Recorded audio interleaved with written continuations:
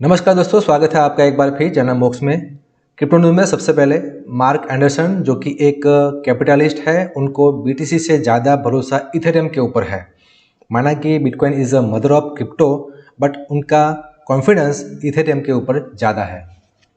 भारत में crypto purchase को और भी आसान बनाने के लिए मेटामास्क ने ऑनरैम्प डॉट मनी के साथ इंटीग्रेशन करके इन ब्राउज़र वॉलेट के जरिए डायरेक्टली क्रिप्टो बाइंग को और भी आसान बना दिया है। इसमें इथेरियम, पॉलीगॉन और बीएनबी चेन के टोकन परचेस कर सकेंगे। ऑनरैप डॉट मनी की एपीआई मेटामास्क में लोकल पेमेंट मेथड को जैसे कि यूपीआई, आईएमपीएस को अलाउ करती है, जिससे अभी डायरेक्टली वॉलेट में ही ये फैसिलिटी मिल जाएगी। तो थोड़ा सेंट्रलाइज एक्सचेंज की जो मोनोपोली है वो कम होती हुई नज़र आएगी, मगर इसमें सेलिंग और विड्रॉ की फैसिलिटी अभी उपलब्ध नहीं है। ये एक ड्रॉबैक अभी भी है।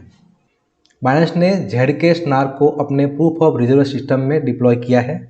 उससे उसकी जो प्रूफ ऑफ रिजर्व यूजर्स को दिखाने की मेथड वही रहेगी, मगर आप उसका ओरिजिनल होल्डिंग एड्रेस का जीरो नॉलेज प्रूफ के जरिए जो पहले 13 डिफरेंट एसेट ही यूजर वेरीफाई कर पा रहे थे, अभी वो और भी एसेट को वेरीफाई कर सकेंगे। तो ट्रांसपेरेंसी और भी ज़्यादा इंक्रीज किया गया है। पेपाल ने जब से क्रिप्टो सर्विस स्टार्ट किया है तब से लगातार उसकी यूजर्स की क्रिप्टो होल्डिंग पेपाल के ऊपर बढ़ रही है। 2022 की एंडिंग में $604 मिलियन की होल्डिंग क्रिप्टो के फॉर्म के अंदर पेपाल के ऊपर नोटिस की गई है, जिसमें $291 मिलियन के बिटकॉइन और $250 मिलियन के इथेरियम शामिल है।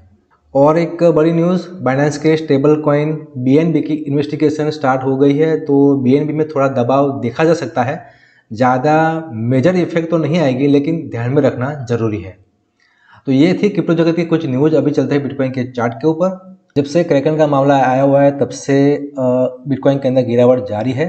एक सीढ़ी की फॉर्म में, एक स्टेयर फॉर्म के अंदर गिरावट जारी है। गिरता है, फिर थोड़ा साइडवेज होता है, फिर गिरता है, फिर साइडवेज होता है।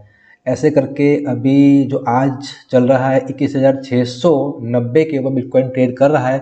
और मुझे लगता है कि यहाँ से और भी गिरावट हो सकती है, क्योंकि बीएनबी की भी इन्वेस्टिगेशन स्टार्ट है और ऐसे में क्रैकन का मामला भी है।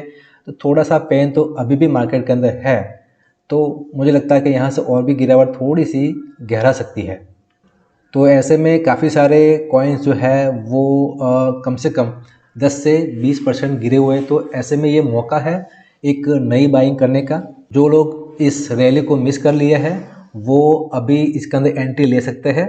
तो वो कौन से कॉइन हैं? नियर, रूइन, उन्फी, केक, लीना और कार्नाडो जैसे कॉइन कुछ गिरावट में है। तो अभी एक अपॉर्चुनिटी है बाइंग की।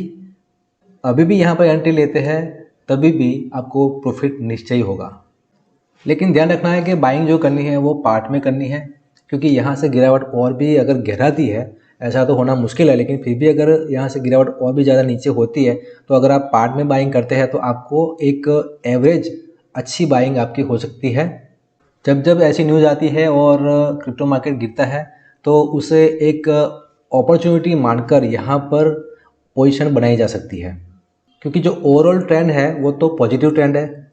लेकिन ऐसे बीच बीच में जब न्यूज़ आती है तो थोड़ा सा पेन आता है और पैनिक में लोग अपने क्रिप्टो सेल कर देते हैं। तो उसके कारण ये डिप हमें देखने को मिलती है।